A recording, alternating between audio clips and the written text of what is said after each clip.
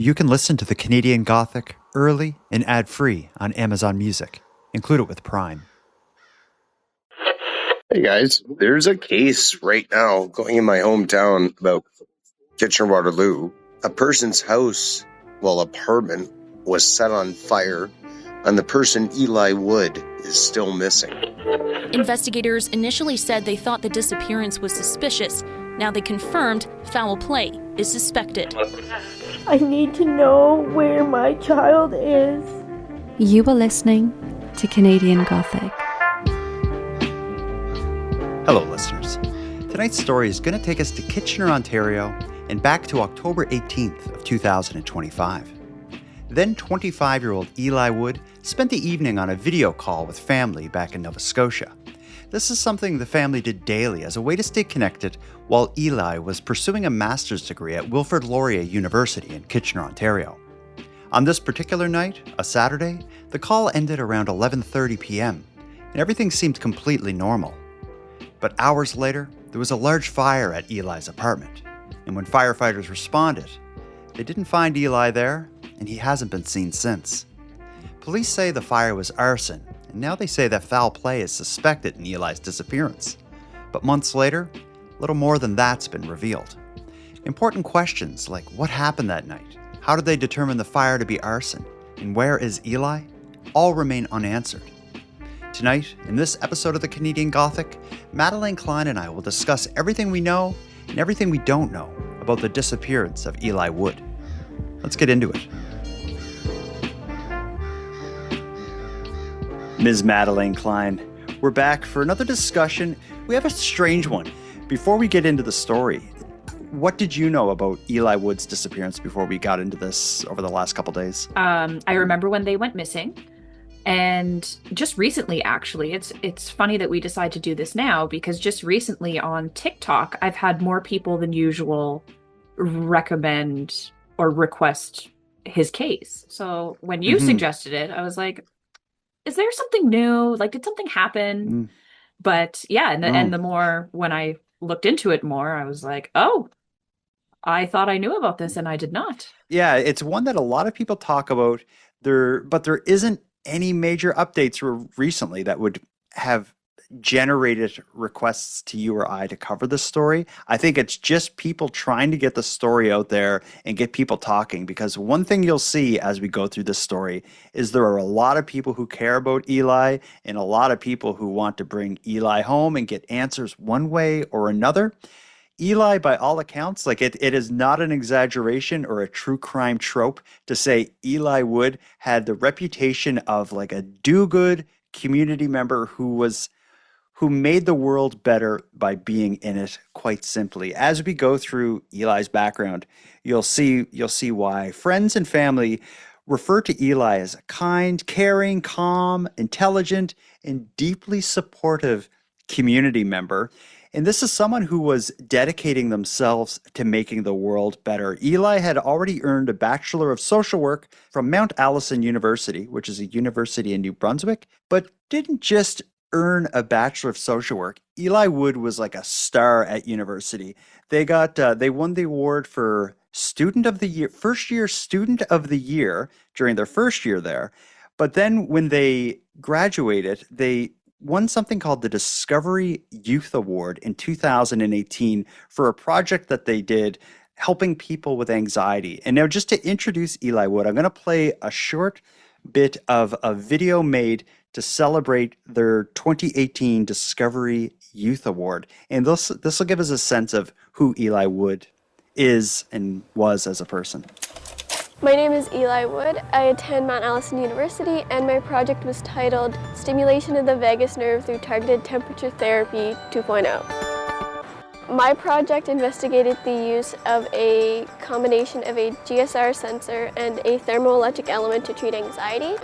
I think my project can help people by allowing them to have another option besides medication or psychotherapy, as well as having a device that isn't initiated by the user themselves, so that in that moment of crisis, they don't have to be able to think logically. After I finish my undergraduate degree, I want to get a master's and doctorate degree in psychology. and become a clinical psychologist, hopefully treating people with psychiatric disorders like anxiety. So that when you hear that clip, that is who Eli is and was. Bit of a nerd, but definitely someone who is striving to make the world a better place. I could not fathom being that intelligent. Yeah. Don't you feel dumb when you hear someone like that? Oh, I have such admiration for people that, really put academics first and clearly enjoy it. Like you can hear the passion when they talk. Mm-hmm. I just adore that. Yeah, and that clip we just heard was from 2018.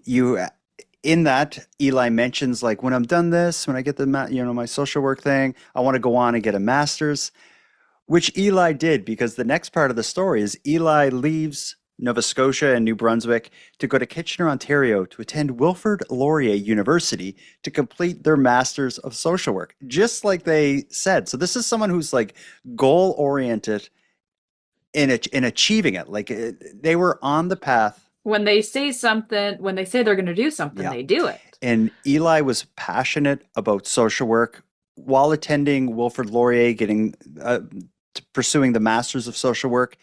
Eli was working as well as a child and youth counselor. So working, helping people having difficulty while attending school. So it's just someone who is just doing all the right stuff and making the world a better place along the way. So I just feel like this, and I'm really leaning on this because this isn't the profile of like a missing person who was involved in all this bad, seedy stuff. By all accounts, Eli Wood was like a student overachiever who was 100% dedicated and focused on their work. And like, spoiler alert, but like nothing incriminating or fishy was even found afterwards. No. On any devices or anything. Like there is no. Yeah, and that's one of the things that makes this case so disturbing and complicated and just such a head scratcher. Because when Eli's in Kitchener, Ontario, the way he spent his time was literally like school, work when he was working, and then home. A huge homebody, spent hours a day, and I'm not exaggerating, like at minimum, let's say 2 hours a day on video calls, either with his mom or his siblings or friends. Like Eli was someone who was very connected with people and spent all their time just talking with people, always in touch with family and friends. There was no like nightlife that Eli was deep into. It doesn't appear that Eli was dating anyone. There's no connection to romantic partners or anyone like that. It seems to be someone who's completely focused on school, family, friends, and advocacy work. That's something else we should talk about. Is one thing Eli did a lot with their time, spending their time in the evenings and when they weren't at school or studying. Eli was focused on a lot of online groups related to social work, social issues, and advocacy for different groups. Eli themselves was a part of the LGBTQ community, also hard of hearing, and on the autism spectrum. So with all that combined, equality and acceptance was just a big part of who Eli was and is. And I guess that would open the door and maybe explain why social work was a passion of Eli's. Like this all kind of forms together to be like, okay, like that's the perfect package for someone who will be an overachiever in social work. With saying all this, that doesn't surprise me that it sounds like he was homesick. Yeah, it would make sense to spend so much of your time like on video calls and stuff. And Eli had no plans to like stay in Kitchener after school. Upon graduation, it was like, get my master's. He was getting the heck out of there. In fact, that's something if you read much about Eli Wood's story, you'll read that Eli didn't really like Kitchener. And what will be focused on specifically in a lot of the media reports is something Eli had wrote in a social media post. I think it was maybe 6 months prior to Eli's disappearance. He described having an uncomfortable situation in Kitchener. It was basically walking home, I think from work, and encountering a group of people that either felt threatening, or just the encounter felt off to Eli, and it led to Eli being less interested in walking home from work and school, and made Eli want to carry, I think he referred to it as dog spray to protect himself. But it doesn't seem like this situation in any way is connected to what will happen. It's just the fact that Eli wrote that on social media, again, like 6 months prior to the disappearance. It's just, you'll see that kind of recounted again and again. But I think more so it's just Eli recounting a bad experience that he had, and it becoming kind of stuck to the story due to the situation that would play out months later. Yeah, just terrible timing, I think. Yeah, exactly. Coincidental, terrible timing. Yeah. And Eli's mother has said, and I think the police may have said as well, that they don't believe that there's any connection between that social media post, which you'll see going around a bit, and the events that we'll be talking about. So we'll start getting into the events leading up to Eli's disappearance, because it all happens very fast. So again, Eli's in Kitchener, attending Wilfrid Laurier, getting their master's in social work. At the time, Eli is living in an apartment alone. It's a small one-bedroom apartment that's inside an addition on the back of a home in Kitchener. The evening of October 18th, 2025 is when Eli is last seen, and the last scene is by two of Eli's brothers. Eli was on a video chat with them that night leading into midnight. It was around midnight that the call ended. I think the exact time was like 11:30. But the evening of October 18th, 2025, Eli seemed completely normal, nothing special or unusual about the night. A video call ends at 11:30. Earlier in the evening, Eli also was on a video call with his mother, Cindy, who described it as a completely normal call with Eli being their normal self. Nothing out of the ordinary, October 18th. Which, that makes it even weirder, because whenever something like this happens, almost all the time, whoever saw them last sees something in hindsight. Yeah. They're like, oh, maybe this was off, or, she can't pinpoint anything that was off. Yeah. People will zoom in on those last moments in a missing persons case, of course. But sometimes, just as you said, there's something in hindsight that just stands out for whatever reason. Every so often, you'll find a story where there isn't one. I think back to the story. I did a series of episodes about the disappearance of Michaela Bali. You were co-hosting on some of those. That's also in her case. Before Michaela's disappearance, she was a young girl, her 16-year-old in Yorkton, Saskatchewan. Her mother had said, in the night before her disappearance, the morning of her disappearance, nothing unusual at all. And then all of a sudden, all this happens. That's what's going to happen in Eli's story. October 18th at about 11:30 p.m. when Eli gets off of a video call with his brothers, everything seems normal, but something is about to happen. What we'll do, since it's going to happen fast, let's take a break now. And when we get back from the break, we'll hear how seemingly all hell breaks loose in the hours after that video call. So where we left off, it's Saturday night, October 18th of 2025. Eli's on the video call with his siblings at about 11:30. The call ends. That is the last time anyone sees or hears Eli. But the very next morning, early morning hours of October 19th, people are going to start looking for Eli. I'm going to play you a short news clip, and this will introduce, where this story is going to go. An early morning fire in Kitchener is now being treated as suspicious. Crews were called to the two-story home on Major Street around 6 a.m. Sunday. Flames tore through the rear addition, causing about $500,000 in damage. No one was hurt, but neighbors told CTV News several people live inside the home. Waterloo Regional Police have launched an investigation working alongside the Ontario Fire Marshal's Office. The cause of the fire remains under investigation. So that's I believe the earliest news clip about the fire in the apartment. So as you hear there, it's a home on Major Street. Fire department's called to it about 6 a.m., 6 in the morning, Sunday morning. In that clip, you hear that the fire seems to be in an addition in the back. in that clip also mentioned that several people are living in the home. Several people are living in the home, but in the addition in the back where the fire took place is just Eli Wood. That news clip comes out, again, it's just about a suspicious fire, which doesn't seem like, if you heard that on the news in Regina, you'd hardly even listen. I'd be like, it's Saturday night. Yeah. Yeah. This very quickly becomes something that everybody is going to be following and talking about. The news clips that would start, or the updates that would come out only days later, is going to make this ramp this whole thing up quite a bit. Let's hear the second update. This is 3 days after the fire. It was around 6 on Sunday morning when the rear of this home on Major Street, not far from Lancaster and Wellington in Kitchener, caught fire.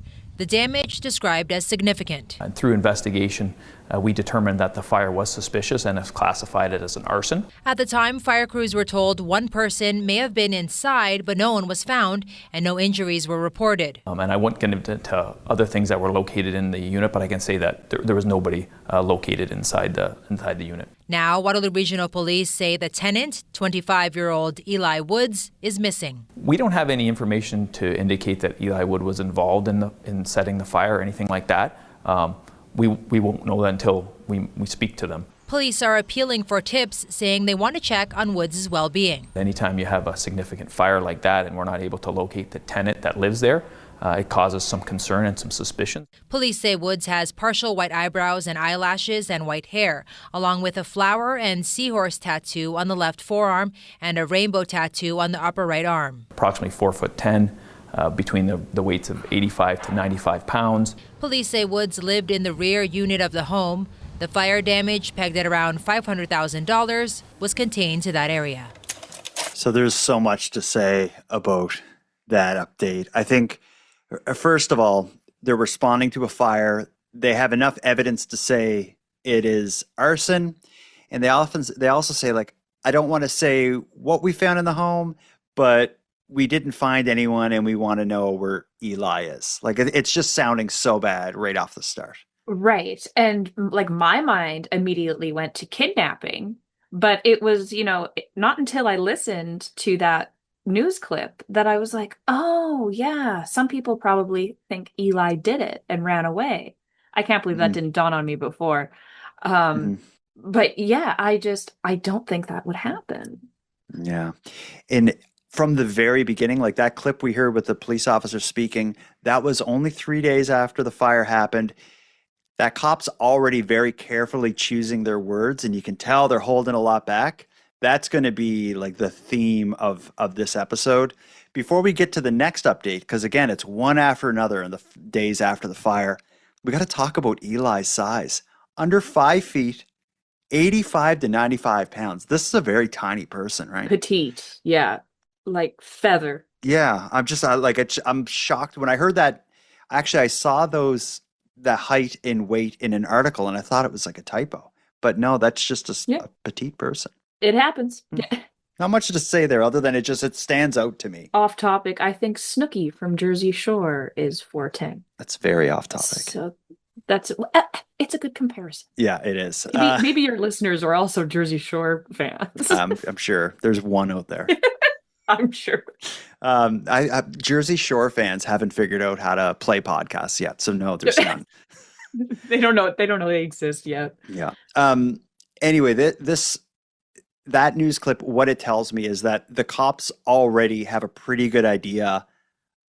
They already have some information or evidence that they're not revealing. They're comfortable saying it's arson, it's suspicious fire, Eli's missing. A suspicious fire with the student who lives there missing, that's a bad scene. I'm going to play you the next clip, and I told you things are going to move fast. Here's an update via a news clip from 2 weeks after the fire. And this is when things really change. It's been 2.5 weeks since 25-year-old Eli Wood went missing from their Kitchener home. Any missing person is always serious. Because of this one and everything surrounding it, we are treating this as a very serious investigation. Eli lived in the rear unit of 25 Major Street, which went up in flames on the morning of October 19th, causing significant damage to the back half. The cause of the fire is still under investigation. We are dealing with the arson portion of the investigation as well as the missing person. We still work in collaboration with the Ontario Fire Marshal as well as Kitchener Fire. The home now fenced off, restoration equipment now surrounding the property. Waterloo Regional Police say Eli's whereabouts remain unknown. Investigators initially said they thought the disappearance was suspicious. Now they confirmed foul play is suspected. Investigators have obtained enough information and enough grounds to determine that there was foul play involved in the disappearance of Eli. Just because of the integrity and just to maintain the respect and the integrity of the investigation, we're unable to really explain or disclose any of that information. There's been no word from investigators on any suspects in the arson or in the disappearance, but police say this is still an active investigation by the Major Crimes Unit. We're following the information to suggest that something may have happened just based on the information. Once that is determined and the suspicion turns into what we call grounds, then we can say, okay, we now believe that foul play has taken place. Police have not released details about what led them to suspect foul play, but they're appealing for tips from anyone who can help verify Eli's well-being. So they say it's an arson, but they won't say why they know that or why they're saying that. Now they're saying foul play is suspected, and that's a big thing to say 2 weeks after someone goes missing. They won't give any information on that either to protect the investigation. This tells me something within that home led them to believe that a crime was committed against Eli. That must be the case. Well, and they're also pleading for tips or someone to prove well-being or proof of life. That tells me they believe he's alive. Yeah, to me, when I hear that clip, it's telling me they found something in the home that leads them to think I'm not going to say they found blood on the floor or something, but it seems like something about that scene from the very beginning made this a really big concern for them.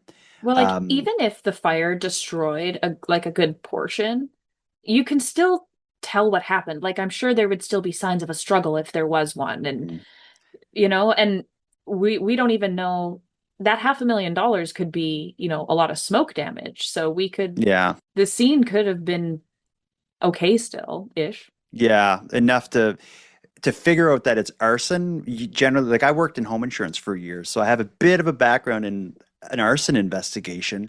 To figure out it's arson, the home couldn't have been completely damaged. In this case, it wasn't. The fire was contained to the back unit for the most part. And $500,000 of damage, that may sound like a lot, but that's not really a lot. No. It's fixing a remediation from a house fire. That's super expensive stuff. So but I think if they can pinpoint that it was indeed arson, does that mean they know how it was started?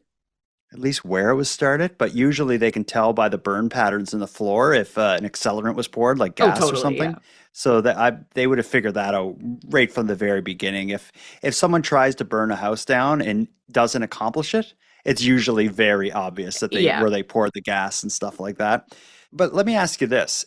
Eli's been missing at the point of this news clip we just heard. Eli's been missing 2.5 weeks. There was a fire that was deliberately set in the home. If that's it, would that be enough to say there's foul play? If there was just the fire and they can't find Eli and he's not online or he hasn't used his bank, would they say foul play is suspected? Because that's what I'm getting at is there must be something else that would lead them to say foul play. If someone just has a fire in their house and that person's not seen again for 2 weeks, do you think would it become foul play? Right. It would just be suspicious. Interesting. That's what it tells me. That's what I would think. They found something. There was something in there that makes them think this isn't just a missing persons case. So what do you think of this? So solve this? We are. And I've been because it is such an odd case. This is just bizarre. And I'm, trying to figure out any possible reasoning. What do you think about it was a complete accident, freak accident? I don't know, a couple people decided, let's set this place on fire, didn't realize someone was living there, and then realized someone was inside and was get rid of them? No.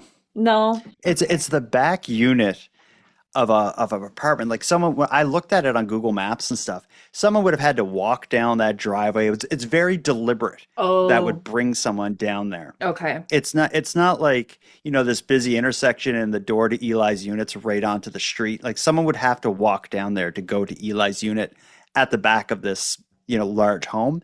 And there's other apartments and stuff in the front. I think there was Okay. two other units. And one thing that I mentioned will be kind of the theme of this is going to be kind of like silence. The police don't say much at this point. In the news clips we've heard, we're only 2.5 weeks into this, and the police are going to say almost nothing else beyond what we've heard.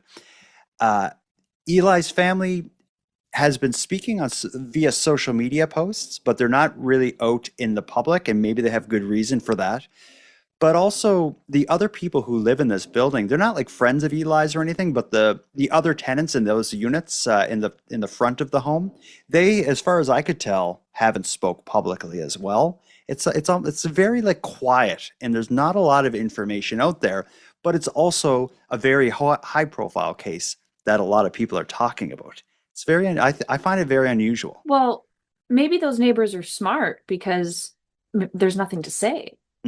And we've seen and we've talked about other cases where when there's not a lot of information, the rumor mill is running wild. All it takes is someone just stepping forward, and all of a sudden a bunch of people are online pointing fingers at them. Exactly. So, Or an innocent neighbor gets on there and, is nervous, says something stupid, and then the internet. does what the internet does. Yeah, exactly.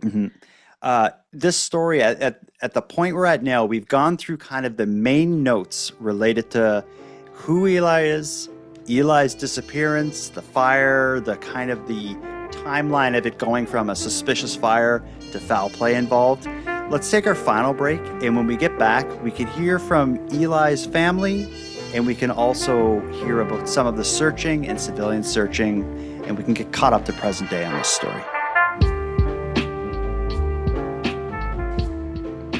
So we talked quite a bit about reading between the lines of police statements, how that could kind of open up the doors to online speculation. And we've also talked about how people want to support Eli. Eli was a part of the community. Eli was helping people. There were a lot of people from the very beginning who were trying to raise awareness of Eli's disappearance and trying to make something happen with the limited information that police made available. And I'm not complaining about police. It's probably for good reason, but that's what it was. About 6 weeks after Eli's disappearance, there was, I don't know if I would say a major civilian search, but there was a civilian search planned. It seemed to be the first one that really captured media attention. It was planned for Sunday, December 7th. I want to play you a news clip that covers this upcoming ground search, but it also includes the first major police press release. It wasn't like a press conference. It was a press statement the police sent out, which, as you'll hear, it doesn't really have any new information about Eli's case other than to say we're working on it and don't believe the nonsense you read online. So this is probably going to remind us a little bit of the Jack and Lily case we've covered together, because there's a lot of that as well. But let's catch up now at 6 weeks post disappearance. It was October 19th when flames engulfed the rear of this home on Major Street in Kitchener. The resident of that unit, 25-year-old Eli Wood, has been missing ever since. But there have been few updates on the case. On Thursday, a statement from police saying, in part, "We recognize the significant public interest in this case. However, to protect the integrity of the investigation, we are limited in the information we can share at this time. We want to assure the public that this is a very active and ongoing investigation, and our family liaison officer is in daily contact with Eli's family to provide updates. When it is appropriate and responsible to do so, additional details and updates will be released publicly." In the meantime, about 100 people have signed up for a community-organized ground search planned for Sunday. Megan Matheson is one of the organizers. It's a large group from KW and also outside of the community who felt like Eli's situation needed a lot more support. So I think even this is already showing this contrast, the contrast between a bunch of people who want to help, do a ground search, get involved, and police who are saying, we can't say anything, we're working on it, but we cannot say anything at this point. So there's this kind of like battle brewing between the people who want to know and help and the people who know and don't want to reveal their information. Again, probably for good reason. But as an outsider, it is frustrating when that happens. It is. But like you said, read between the lines of what the police are doing or aren't doing. They didn't put a search together, so they don't think he's out in the woods. Mm-hmm. I have a feeling, and from the first clips that I've heard listening to police, I feel like they have a pretty good idea of what's going on, and there's nothing that they can gain from revealing any of that to the public. Now, I said this in Jack and Lily, but what do you think about a Mr. Big Sting? Maybe that's why they're keeping it so quiet. They're waiting for someone to yap. People don't realize police use public relations and press releases and communications strategically. Absolutely. So they don't just share information because people need to know and deserve to know. They reveal information because it will, when and if it will benefit the strategy of solving a crime. So where the police are saying so little about what they found in investigating the fire in Eli's home, it has evidentiary value for them to keep it a secret. And it could be something like a Mr. Big Sting, but it would be complete speculation for anyone other than the police to guess why they're not revealing that. Oh, for sure. But I will say what always happens is in the absence of information, the vacuum that's created by lack of information about a case creates absolute chaos online. And this is an example of one of those stories. Just like the Jack and Lily Sullivan disappearance in Nova Scotia, Eli Wood goes missing. All we know is that there was a fire and Eli hasn't been seen since. And that leads the people on the internet to just come up with whatever crazy thing they want to come up with. And all hell breaks loose. And it did in this case. I want to play you a clip. I always enjoy this. There's police spoke out about online speculation and how damaging it can be to the case. The news covered it. Let's listen in on it. What really happened at this apartment on the morning of October 19th, 2025? It's a question many have been asking. 25-year-old Eli Wood was living on Major Street in Kitchener when a fire broke out at his apartment in the early morning hours of October 19th. He's been missing ever since. I think for me, the hardest thing is, one, not knowing what has happened. Michelle Roy Brock says she's known Eli for years. The pair first met during their undergrad at Mount Allison University in New Brunswick and kept in touch until his disappearance. Eli is probably one of the most kindest people I have ever met in my life. This whole situation completely shocks me because nobody deserves this, but Eli deserves this so much less. Please stop scrolling and help me find my friend Eli Wood. Roy Brock uses social media to share Eli's story in hopes that new information will be brought to light. But she says misinformation is also making its rounds. People are kind of just making up stories, acting like this is some sort of TV show. The case has taken off online, with deep dives and conspiracy theories being posted from around the world. And while many may be well-intended, some may cause more harm than good. The criticisms of the police and a whole bunch of silly theories aren't going to help find Eli. Trust the police to do what they need to do. And if you can help find Eli, then help. Other than that, stay out of it. CTV News reached out to Waterloo Regional Police, who did not provide an update on the investigation, but they confirmed it remains active and ongoing. They also referred to a previous news release urging people not to rely on unverified information circulating on social media, as it may be inaccurate and could hinder the investigation. In the meantime, Roy Brock says the fight to find Eli goes on. Continue sharing and talking about Eli and showing his face to everybody you know could make a difference. So do you see the conflict in that? Is at the same time it's like sharing information, it's unverified, it's damaging. But in that same news clip, you have a friend of Eli saying, share things, get Eli's name out there. Like, people want to help. And if you don't have information, it's just people are just spinning their wheels and all hell breaks loose. And this case, we've covered so many stories where that is the case. It's certainly the case here. Oh, in full force, of course. Mhm. The people of the internet are just Yeah. the goblins of the internet. Never fail Mhm. to disappoint me. Yeah, and just make things worse. But at the same time, it's like when you hear a story like this, you want to help, and it's just not human nature for everyone to just sit back and be like, "Oh, let's just wait for the police to do the things." People are going to talk about it. People are going to theorize, and then there are those that will take that way too far. Oh People God. spreading awareness, sharing Eli's photo, the basics of the case. I don't think that's damaging. People arranging civilian searches, although it may just be like a shot in the dark of if you may find something, at least you're doing something.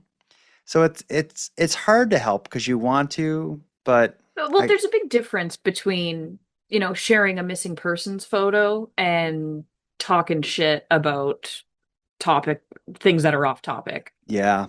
And especially when it comes to like suggesting someone's responsible for, the disappearance or a murder of a young man. And, in Eli's case, I don't think there's enough information for anyone to have a theory on what could have happened. I think Eli was vulnerable on a Saturday night. A fire happened. That fire, certainly, I think you'd have to be an idiot to not realize or not think that that fire was to cover up a crime, right? That would be the only explanation for why there was the fire in the apartment. So, like, my mind immediately went to kidnapping and then starting the fire.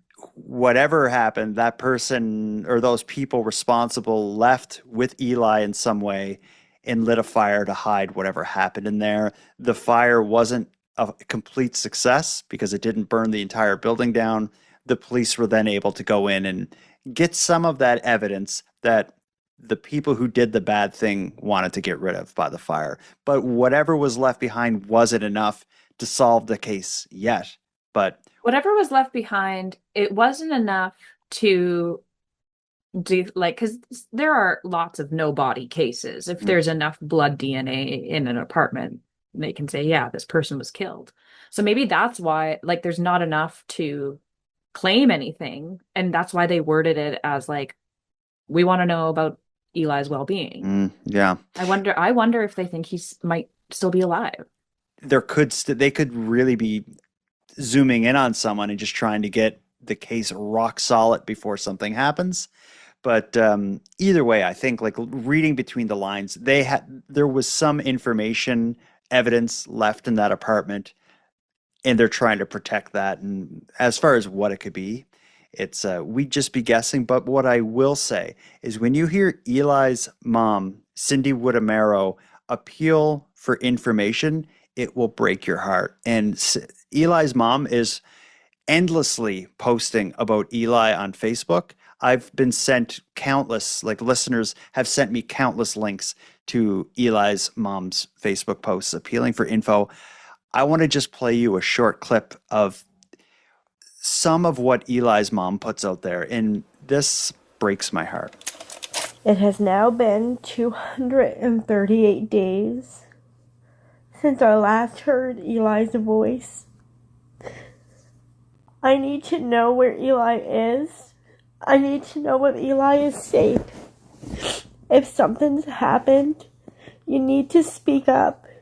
I need to know where my child is.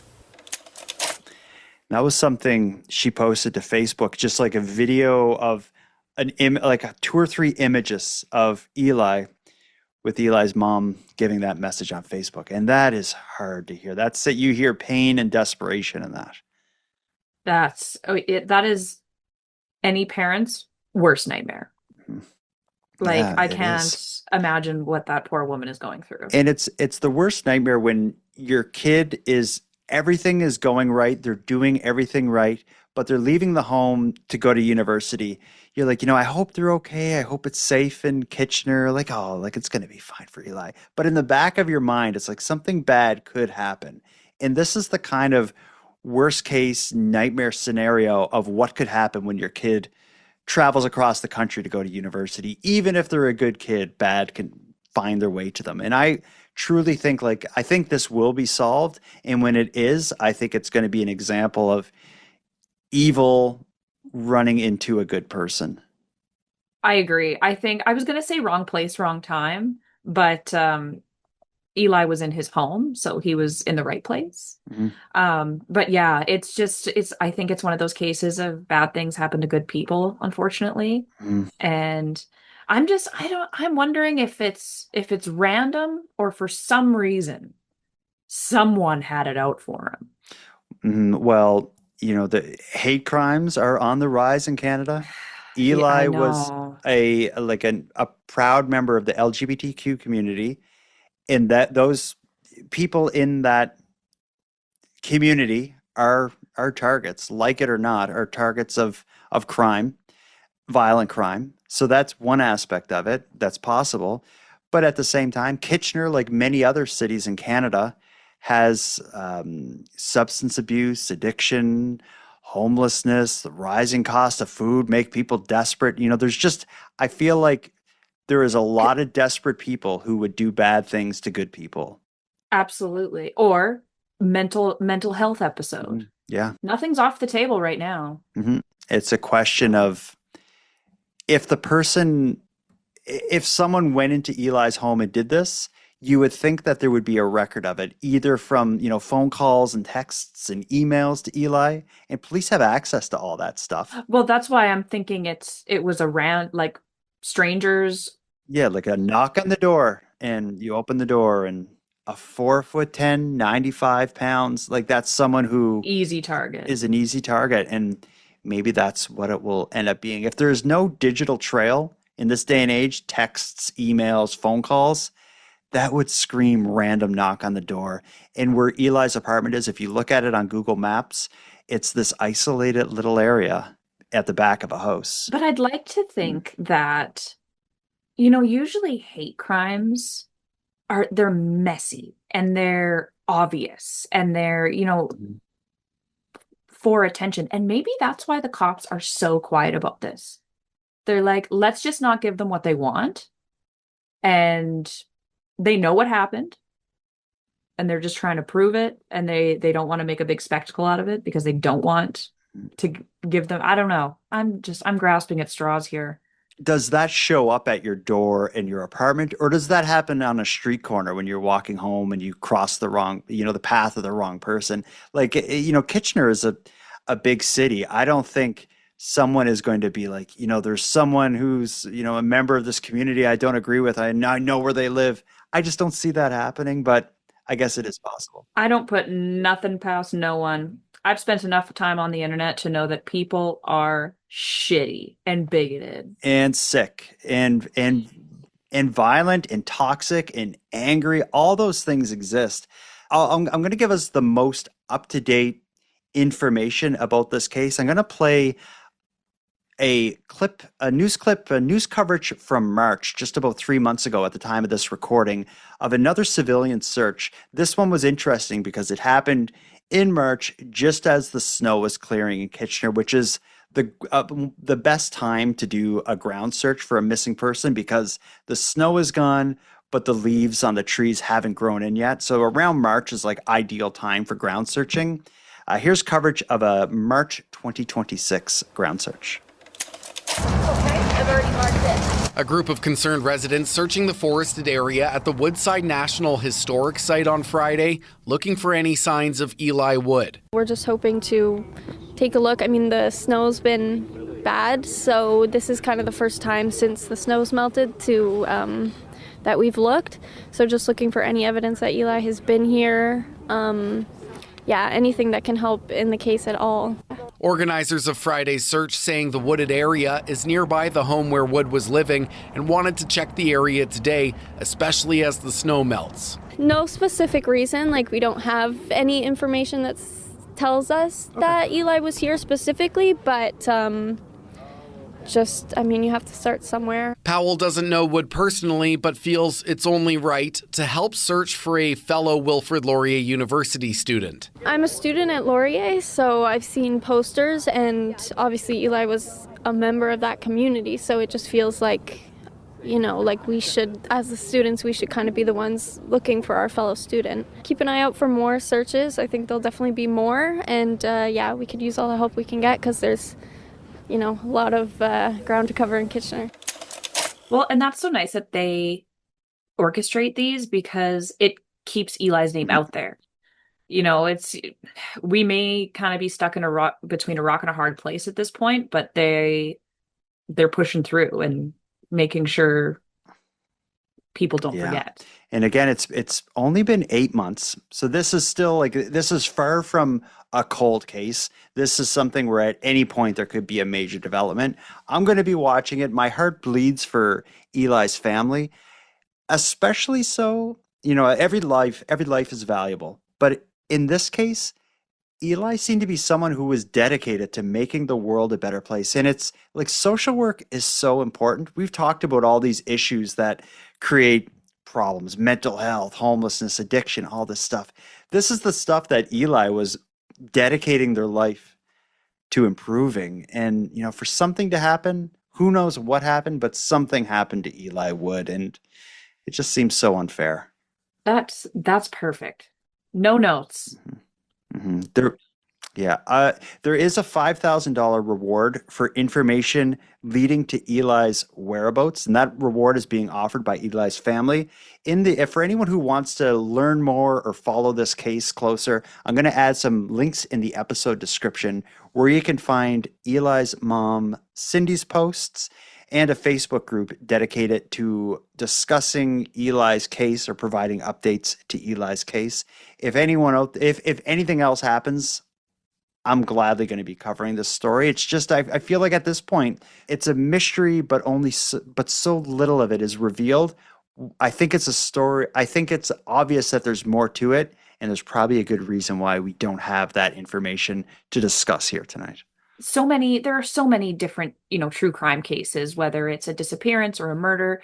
And, on the surface, you read about it and you're like, oh, cold case, But then if you talk to people within that community, 9 times out of 10, it's like, oh, this person did it. This person was involved. This is why. But no one's coming out of the woodwork. There are no random people being like, oh, yeah, I know this, and he was fighting with this person on Facebook. Or, it's no one said anything. Mm-hmm. But people don't disappear and have their apartments set on fire. Somebody did this to Eli, and that's something that does not happen on accident. We can rule that out.